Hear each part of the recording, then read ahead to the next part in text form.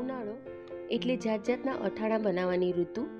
એમાં પણ ગુંદાનું અઠાણું એકદમ ફટાફટ બની જાય છે. આજે આપણે ગુંદા કેરીનું ચટપટું અને સ્વાદિષ્ટ અઠાણું બનાવશું. ગુંદાનું અઠાણું બનાવતા હોઈએ ને ત્યારે એકદમ નાની સાઇઝના કે મોટી સાઇઝના ગુંદા પસંદ કરવાની જગ્યા પર મીડિયમ સાઇઝના ગુંદા પસંદ કરવાના. આવા ગ્રીન દેખાતા હોય ને અને જેની ડાળખી પણ ગ્રીન હોય એવા ફ્રેશ ગુંદા પસંદ કરવાના.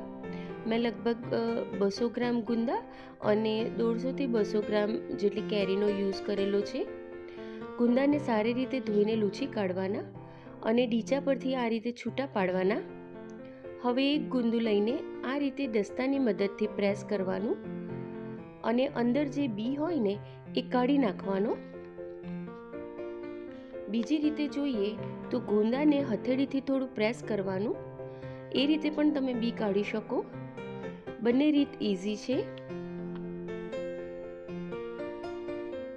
બધા ગુંદામાંથી થળિયા કાઢી લેવાના.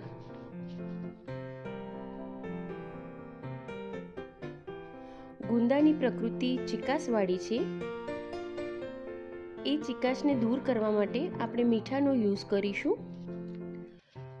ગુંદા ભાંગીને થળિયા કાઢી નાખ્યા પછી ગુંદામાં મીઠું ભરી લેવાનું અને અડધોથી પોણો કલાક સુધી એને રેસ્ટ આપશું, એટલે એમાં બધી ચીકાશ દૂર થઈ જશે.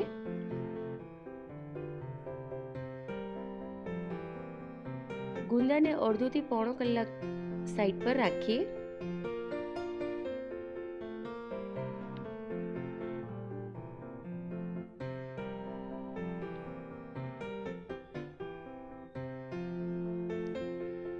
ત્યાં સુધી કેરી લઈને એની છાલ કાઢી નાખવાની. તમે જોઈ શકો છો કે કેરી કડક અને સફેદ છે. ખાટું અઠાણું બનાવતા હોઈએ ને ત્યારે આ રીતની કેરી જ વાપરવાની. ગોળ કેરીના અઠાણામાં સહેજ પીળી કેરી હોય ને તો ચાલે. કેરીને છીણી લેવાની. એની અંદર 1 ચમચી મીઠું એડ કરીને બરાબર મિક્સ કરી લેવાનું.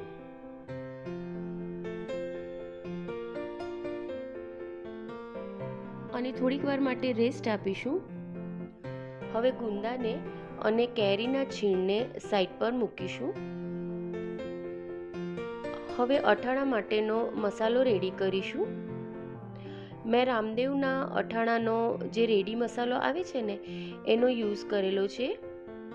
આમાં રાઈના કુરિયા, મેથીના કુરિયા, હિંગ, વરિયાળી, હળદર, મીઠું, કાશ્મીરી લાલ મરચાંનો પાવડર બધું જ એડ હોય છે. એટલે ઉપરથી કંઈક એક્સ્ટ્રા એડ કરવાની જરૂર રહેતી નથી અને એકદમ જ ફટાફટ બની જાય છે. તો મસાલાને બાઉલમાં કાઢી લઈશું. તપેલીમાં તેલ ગરમ કરવા માટે મૂકીશું. લગભગ 50 ગ્રામ જેટલું, એટલે કે 1 વાડકીથી 1.5 વાડકી જેટલું તેલ ગરમ કરીશું.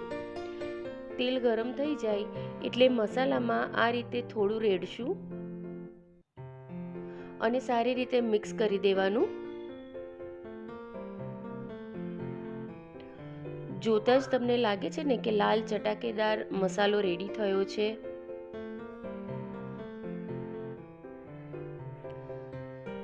હવે જે છીણેલી કેરીમાં મીઠું નાખીને આપણે રહેવા દીધેલું એને એકદમ દાબીને નીચવશું. એટલે જે પણ એક્સ્ટ્રા પાણી હોય ને એ બધું જ નીકળી જાય. આ રીતે કરવાથી અઠાણું લાંબો ટાઈમ સુધી સારું રહે છે.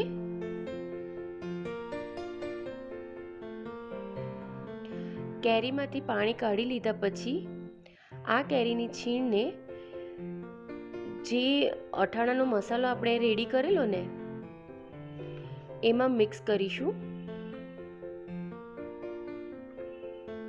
તમે જોઈ શકો છો કે કેરીની છીણ મિક્સ કરવાથી એક્સ્ટ્રા જે પણ તેલ હતું ને તે પણ થોડું એબ્ઝોર્બ થઈ ગયું છે.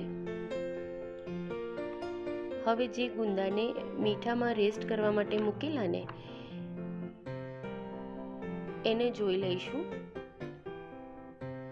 તો એમાંથી જો થોડું પાણી રિલીઝ થયું છે. તો હવે ગુંદાને ઊંધા કરીને નીચોવીને મીઠાનું જે પણ પાણી હોય ને એ બધું જ કાઢી નાખવાનું.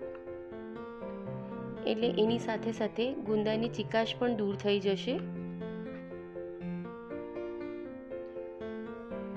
ગુંદાને નીચોવ્યું ત્યારે તમે જોઈ શકો છો કે આટલું પાણી નીકળ્યું.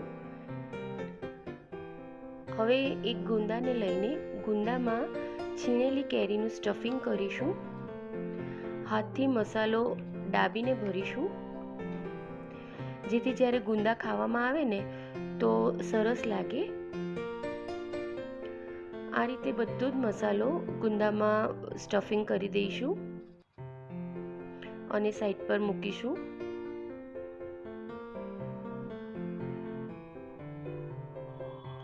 હવે જે બરણીમાં અથાણું ભરવાના હોઈએ ને એમાં ગુંદા મૂકી દેવાના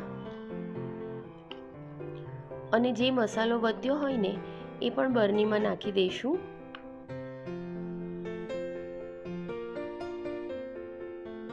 જેથી કરીને ગુંદા બરાબર અંધાય. નીચે ગુંદા અને ઉપર મસાલો એ રીતે લેયર થશે. હવે જે તેલ ગરમ કરેલું ને અને તે અત્યારે ઠંડુ થઈ ગયું હોય તો એ મસાલો ડૂબે એ રીતે તેલ એડ કરવાનું. ખીચડી સાથે કે ભાખરી સાથે એનો યુઝ કરવાનો ખૂબ જ સરસ અથાણું લાગે છે. તો જરૂરથી ટ્રાય કરજો અને મને લાઈક, શેર અને સબસ્ક્રાઈબ પણ કરજો.